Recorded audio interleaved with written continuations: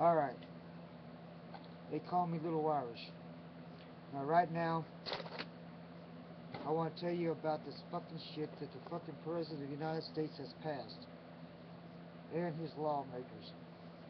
It's called the NDAA Section 1031. Alright, there it is.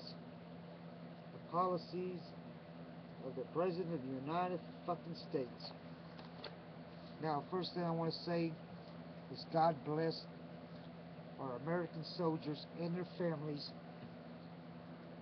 and God bless America, and God bless our constitutional rights, which they already passed a law to destroy our constitutional rights. Hey, you don't have to fucking believe me. Just look it up, man. Alright, it's called, fuck, I can't see. It's called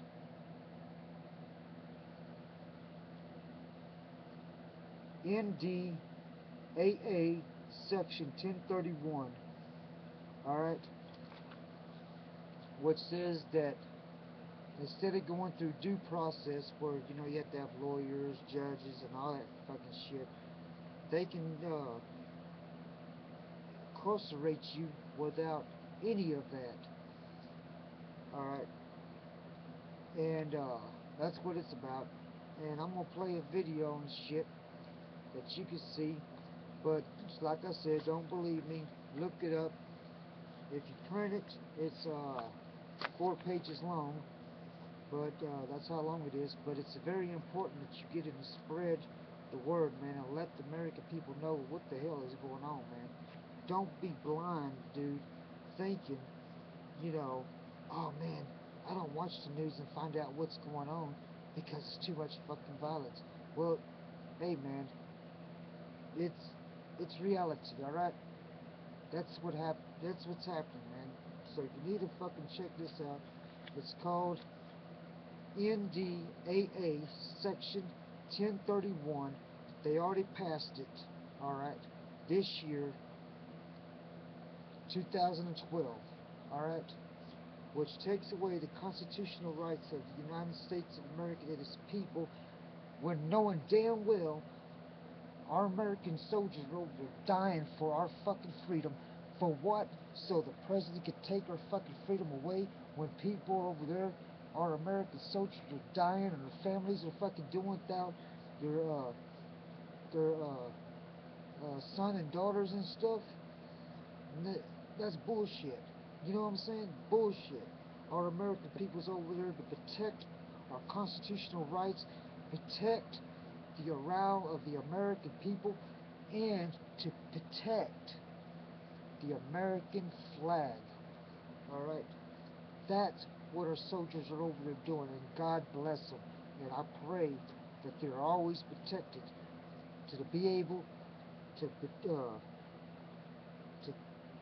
take care of the enemy before the enemy takes care of them. In other words, knock them off before the enemy tries to knock them off. You know, protect yourself, and because they're protecting the American people, and we are to shake their hands and say thank you every time we see an American soldier walking down the street. Say thank you for protecting our country, for fighting against the enemy, to protect our constitutional rights, and to protect the American people and the life that we have so well that the government's trying to take away. NDAA Section 1031.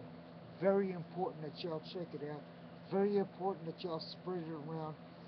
Very important that you shake the hands of the military, saying thank you very much for protecting our constitutional rights and fighting overseas and shit like that. But you got to understand, our constitutional rights is getting fucked.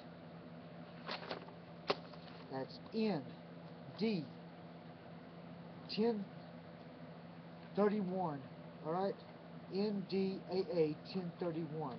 NDAA 1031. Alright. They also have videos. I'm fixing to let y'all check out a video. They also come out with some shit that you know, if you do copyright and shit like that, but it's not in this video.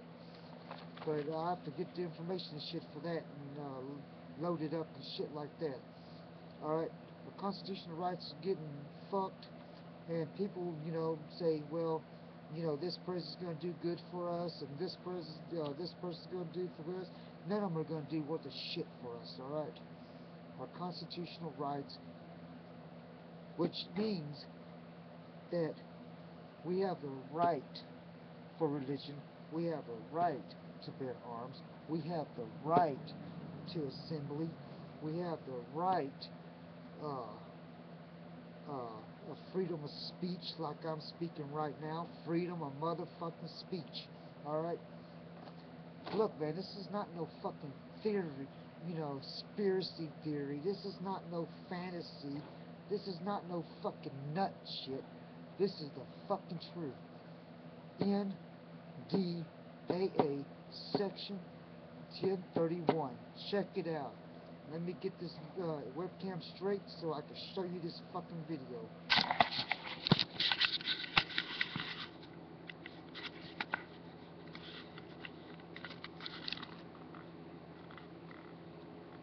Alright, let me see if I can get this shit straight. Alright, I got it straight a little bit, so.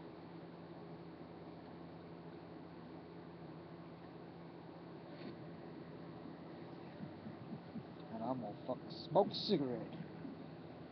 Check out the video, man. Thank you. Thank our soldiers. Shake their hands, man. Tell them you appreciate it. That they are not forgotten. And I pray that the military will never go against the U.S. citizens.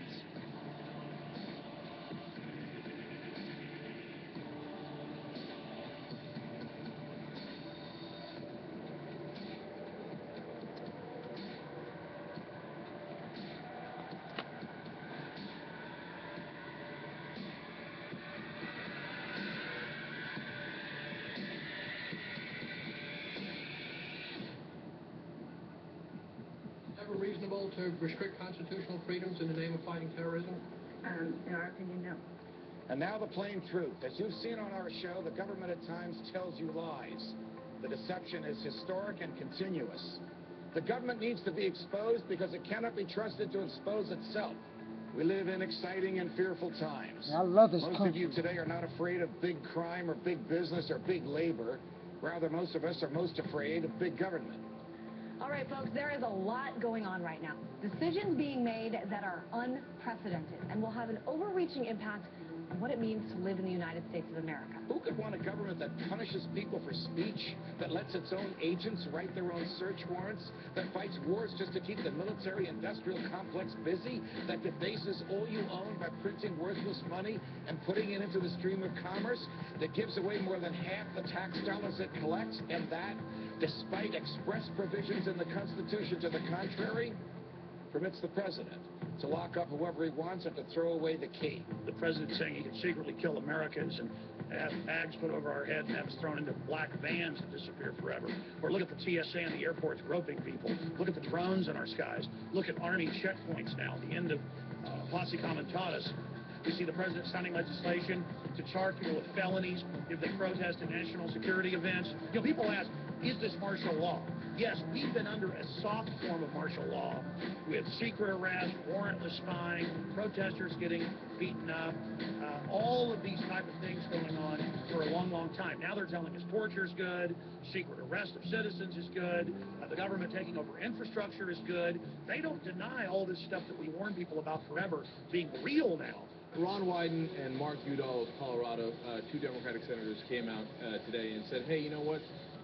We know things you don't because we're on an intelligence committee, and Americans would be, quote, stunned to find out how the American government is applying the Patriot Act. Documents just released indicate police departments across the country do track cell phones without bothering to get any permission from a court.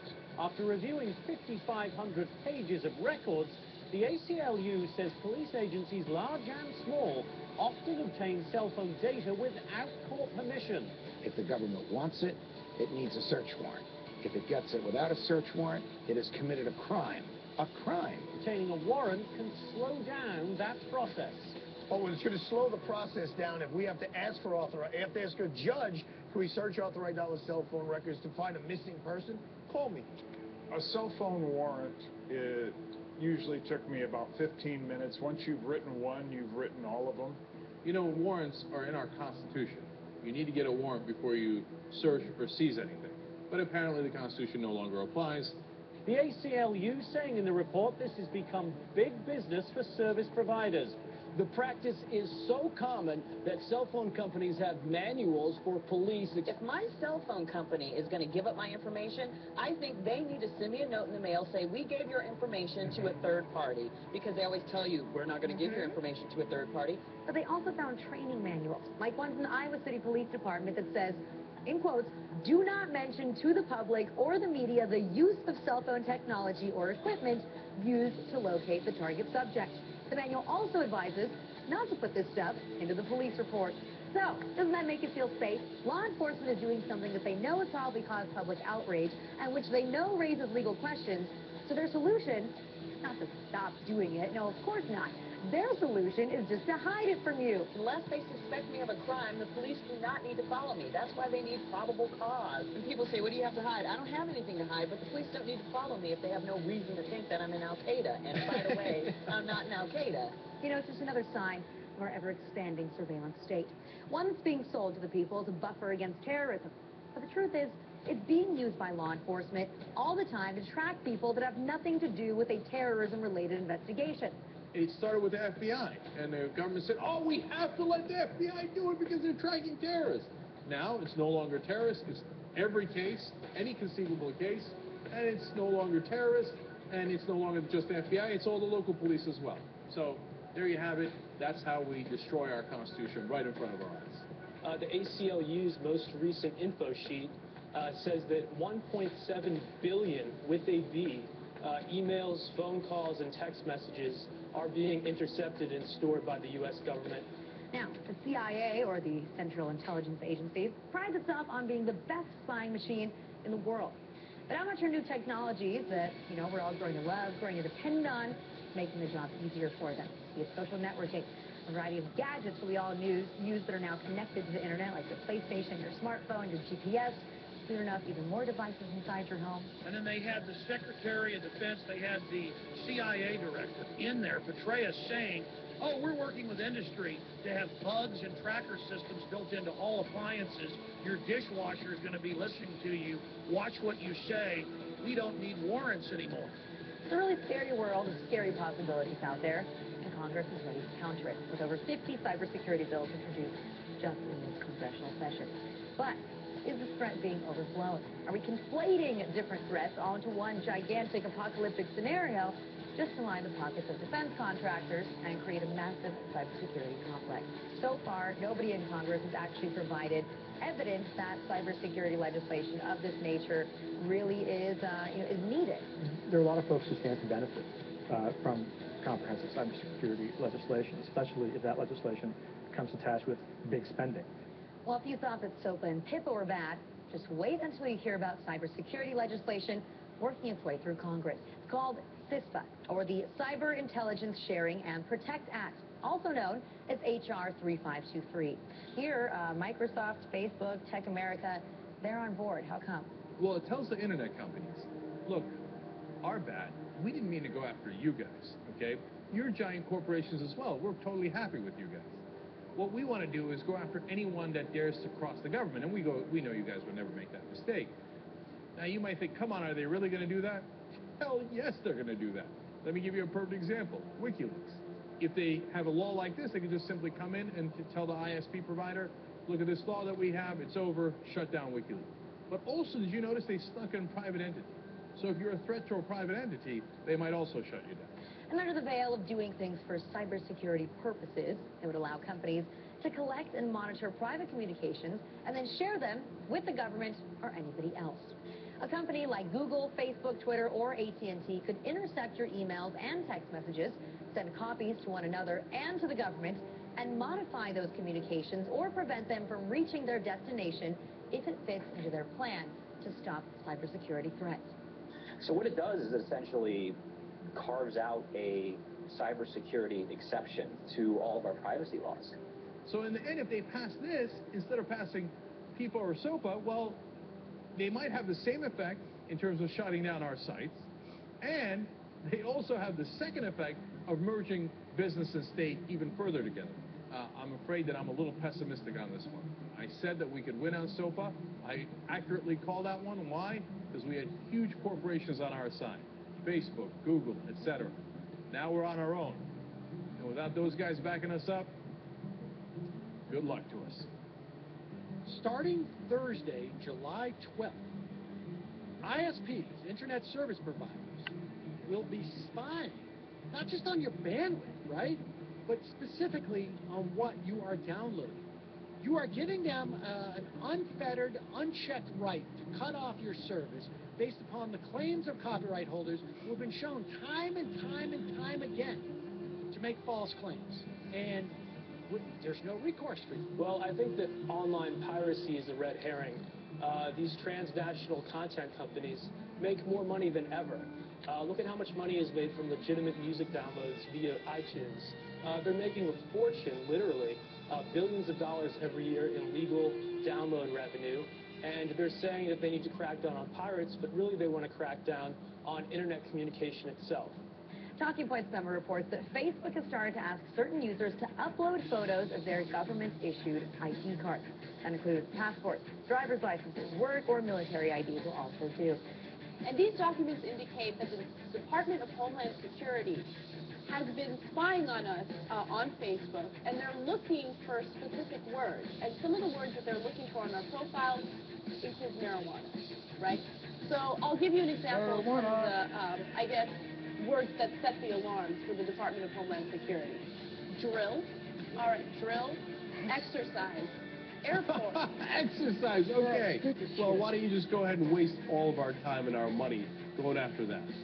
Airport, drug, narcotics, cocaine, and marijuana. But once you create these things, they grow out of control.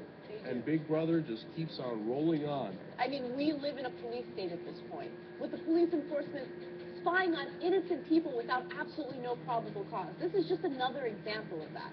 Not only is your every move on Facebook now being posted for your friends to see, but Facebook might still be watching even after you log out.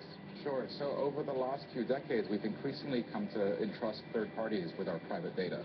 All of these companies have been trusted by us, and they're collecting data about us in many cases and storing it, in the cloud or in some data center. And once the data leaves our possession, it's really up for grabs for the government. A new AP investigation has revealed that the NYPD was spying on activists as far away as New Orleans. Now, if the NYPD is traveling down to New Orleans to monitor a protest and tracking Muslims all over the Northeast, then one can only imagine how they're reacting to the Occupy movement. It's being called intelligent CCTV, surveillance cameras that can pick out suspicious behavior in a crowd and stop terrorists before they strike. Researchers in Reading are leading the world in developing the new technology. Researchers at Reading University think they've got the technology to spot the terrorists before they strike. First, there were eyes on the street, and now there are eyes in the skies.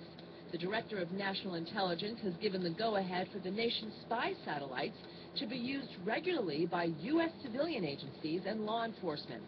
Now the Department of Homeland Security wants to monitor anybody who's leaving the United Kingdom, not just Americans. Now, those who are traveling to Mexico are also going to be sharing personal details, especially if they're flying to Mexico City or to Cancun.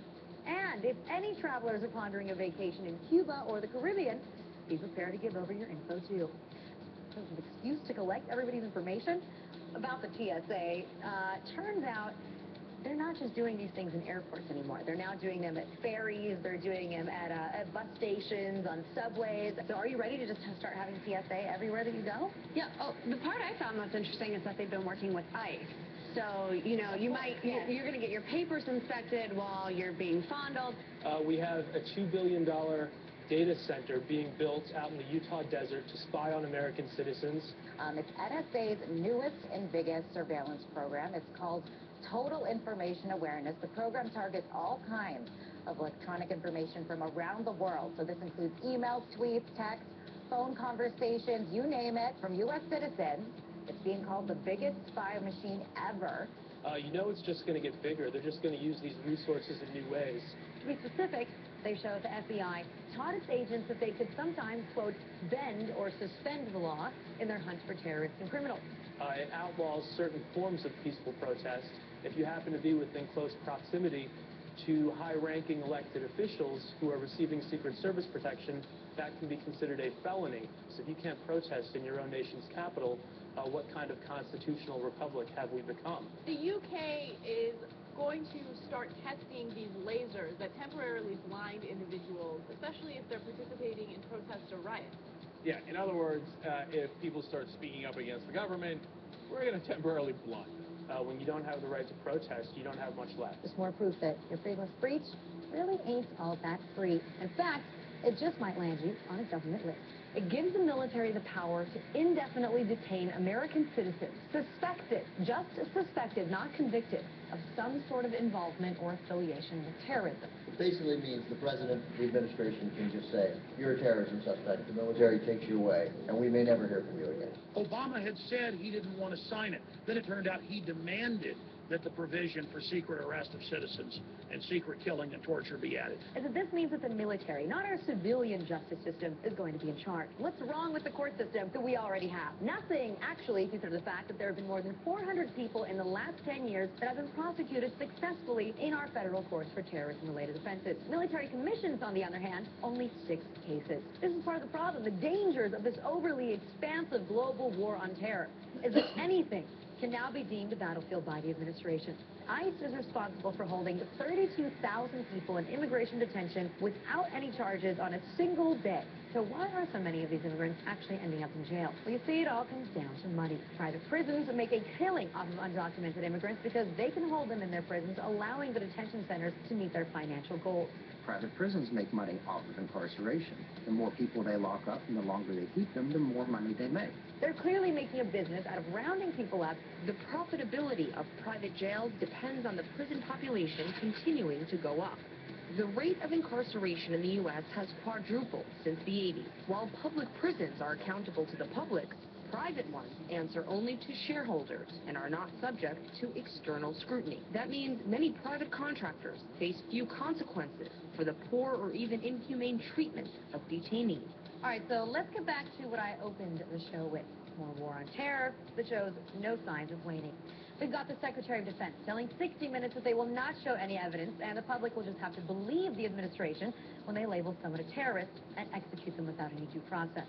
So, all that we can get from Panetta's answer here is that the evidence doesn't matter. Due process in a courtroom to prove that evidence doesn't matter. If the government calls you a terrorist, they can kill you, and the rest of us are just supposed to take their word for it.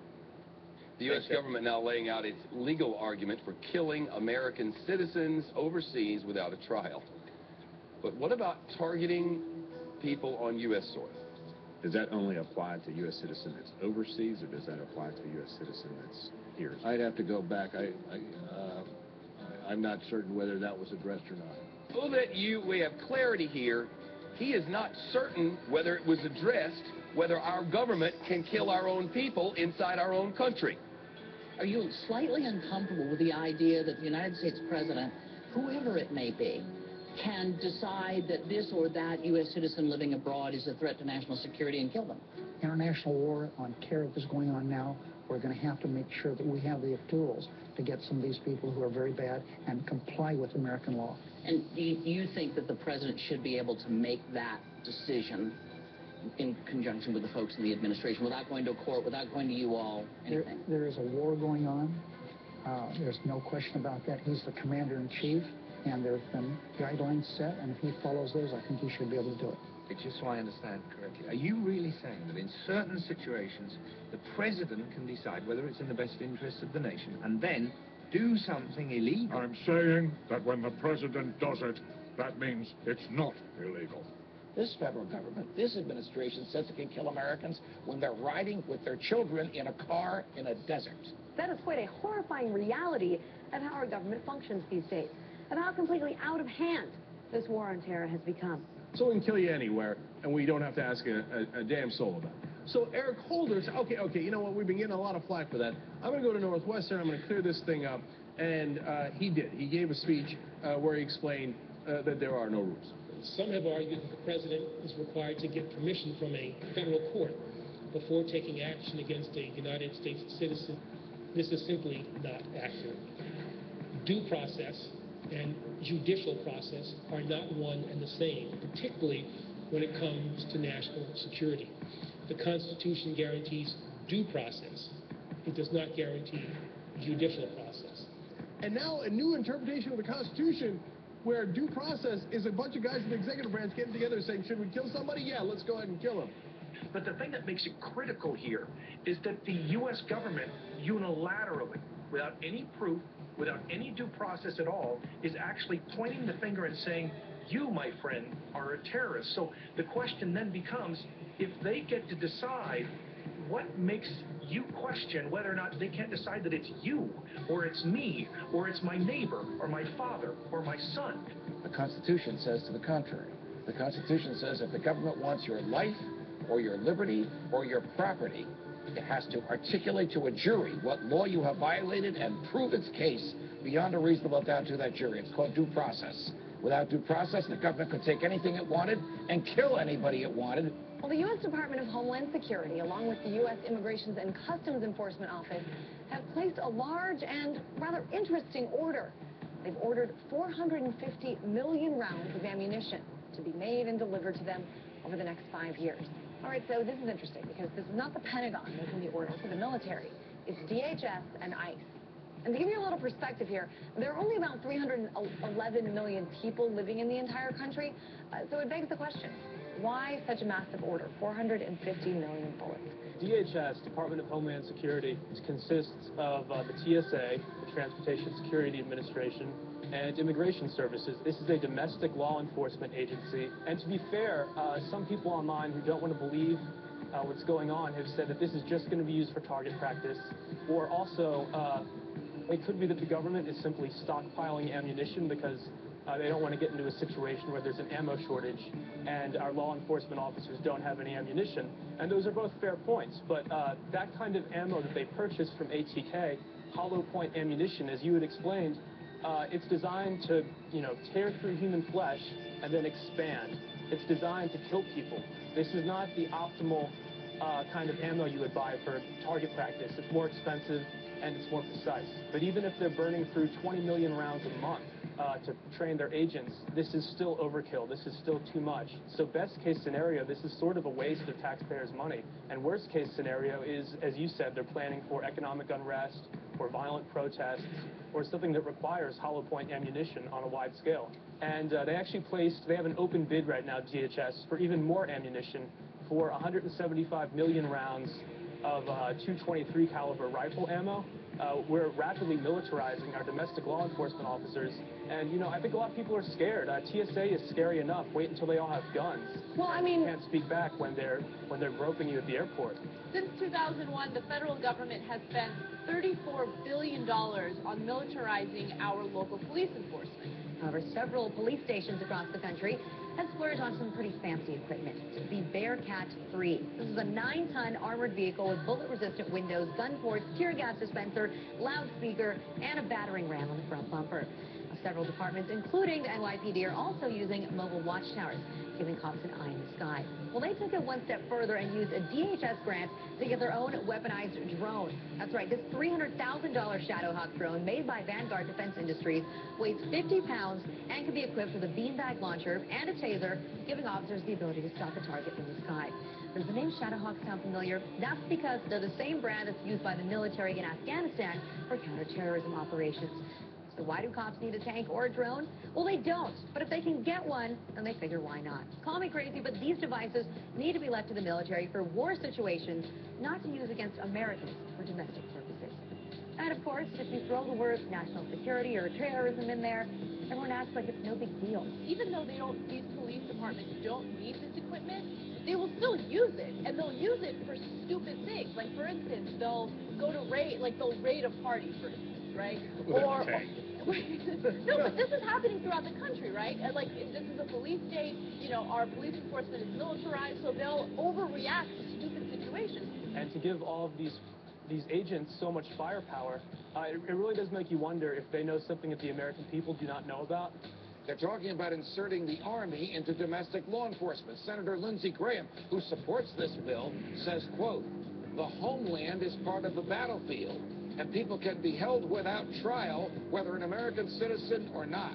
The government may be preparing for some sort of martial law. We shine a spotlight on an executive order that the White House was hoping that you would never learn about. Now, the president signed the National Defense Resources Preparedness Executive Order. Gives the president the power to control U.S. resources in times of war and peace. Now, this includes, but is not limited to, food and livestock, water, plants, energy, health resources, transportation, and construction materials, and gives the government the ability to, quote, control the general distribution of any material, including applicable services, in the civilian market. This would give the President of the United States the authority to declare, basically, martial law during times of peace. So it's starting to sound more and more like we're getting closer to martial law by the day. Now, while you say that most Americans say that they don't care, they have nothing to hide, I think those Americans would care, might feel differently if it turns out that what the police were doing is illegal. They're law enforcement, and yet many departments aren't even bothering to get warrants because they can get the technology on their own. And, you know, going through the court system, getting a warrant, all that stuff is just so tedious. If you're not breaking the law, if you're not doing anything wrong, then you shouldn't worry what the government is doing. Well, I think the average person out there thinks that this is only being used to pursue radical Islam and these terrorist groups, but they don't need a law like this to go after 150 or 200 people. This is being used on tens of thousands, maybe even hundreds of thousands of Americans, where they just go on these fishing expeditions looking for stuff. And, you know, your viewers out there can say, if I'm not doing anything wrong, I don't have anything to worry about. But we've always been told from a young age in school onward that if you're not doing anything wrong, the government in America does not look through your emails. The government does not look through what you're doing. If it's the bad guys, it's those foreign terrorists, then it's okay. It's not like my government would ever do it to me. But guess what? You're wrong, because your government would totally do that to you, and now they'll be able to by law. Some of the things that make you suspicious of terrorism are having food, having more than 7 days of food, missing fingers on your hand, having ammunition, having weatherproofed ammunition, having several guns at your house. That's right. People who pay for small purchases in cash, like coffee or gum, apparently that's a big red flag. Big time. So you should be careful of those that are overly concerned about their privacy. And that is the exact language in the FBI pamphlet. And attempting to shield your computer screen from other patrons, well, that's a sure sign that you're suspicious. We're talking about someone suspected of activities. All right, so despite the fact that there's no relation to any terrorist activity or investigation, the government has decided that they want to keep all that data that they have about you anyway, because you never know when you're going to need it somewhere down the line. But as much as we all want the country to be safe, want the authorities to be on top of it, are we really willing to have the government consider each and every one of us a terrorist? So you see, that's essentially what's happening. If you look at the language in the guidelines of the NCTC and what it's meant for, it's supposed to receive intelligence exclusively pertaining to domestic terrorism. Counterterrorism officials are now allowed to keep tabs on anyone for up to 5 years, even if they have no ties to terror. Are you willing to sacrifice your freedom for liberty? We have let Roosevelt's fear of fear itself overtake us. We have listened to the little voice inside that has said, this will be temporary, this will be precise, this too shall pass. We have accepted that the only way to stop the terrorists is to let the government become just a little bit like the terrorists. But the problem is most people don't know, and those who do know don't necessarily care. Goodness gracious, indefinite, preemptive, or endless detention surely doesn't apply to U.S. citizens unless current or future president says so. Don't you worry a bit. And if you somehow think habeas corpus has not been suspended for American citizens, but only for everybody else, ask yourself this. If you are pulled off the street tomorrow and they call you an alien, or an undocumented immigrant, or an unlawful enemy combatant, exactly how are you going to convince them to give you a court hearing to prove you are not? Do you think this Attorney General is going to help you? And I think that if the average person knew about this, they would be quite upset. I think the average person just doesn't know, to be honest. And I hope that they do find out about these grotesque abuses of government power and just massive waste of money. And, you know, we're more than a decade out from 9/11. We've killed Osama bin Laden. We have killed or detained most of his deputies. So the real question becomes, who are we fighting against? This should be a dinner table conversation. Every American should be asking, should we be spending billions of dollars on these things when people are out of work, when our infrastructure is failing, and when other economies like China are, you know, scheming ahead and we're falling behind? Is this really what we should be spending our money on, spying on our own people and buying ammunition to protect government against our own people? It doesn't make sense. I think the Patriot Act should have been allowed to expire, and it's a huge mistake that Obama renewed it. So the fact that they spent hundreds of millions of dollars just to go after 7 people that are in charge of a foreign website? As you said, this has been a very partisan Congress. They can't agree to do anything. And yet, it seems like over the past few months, they've really been hell-bent on taking away Americans' rights. And I don't know why that is. The thing is, you also have to realize that it's all part of a bigger picture. It's all connected. The world around us has been manipulated, coerced in a direction where human life is outweighed by profit.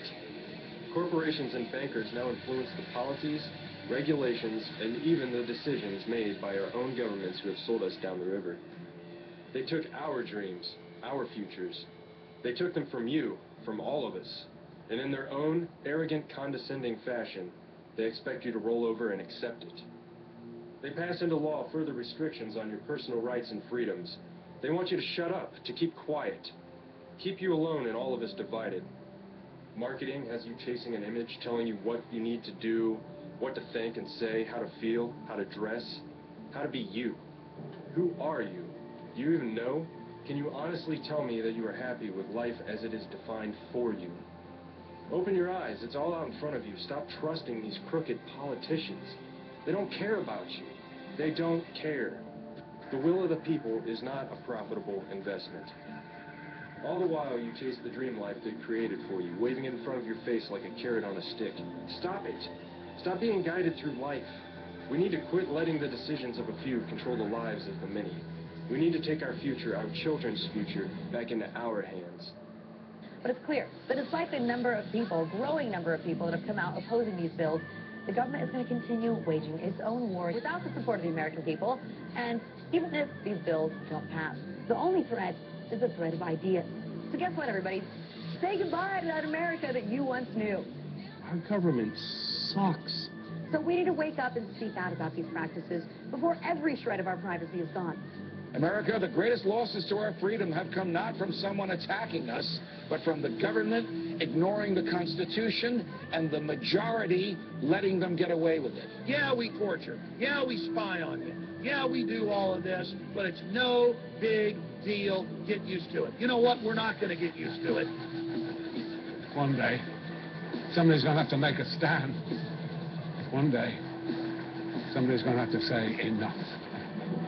People should not be afraid of their governments. Governments should be afraid of their people. When the people fear the government, there is tyranny. But when the government fears the people, there is liberty. So what do you say? Maybe we should all just stop paying our taxes and revolt. Because this is bull. It's time to wake up. First, you've got to get mad. You've got to say, I'm a human being. God damn it. My life has value. The gift of freedom is yours by right. We must never let them take it from us. I'm as mad as hell, and I'm not going to take this anymore. This battle is just getting started.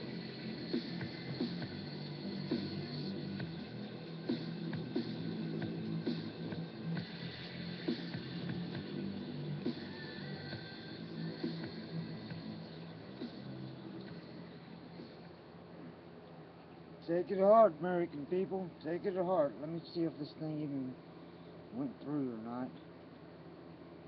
I think it did.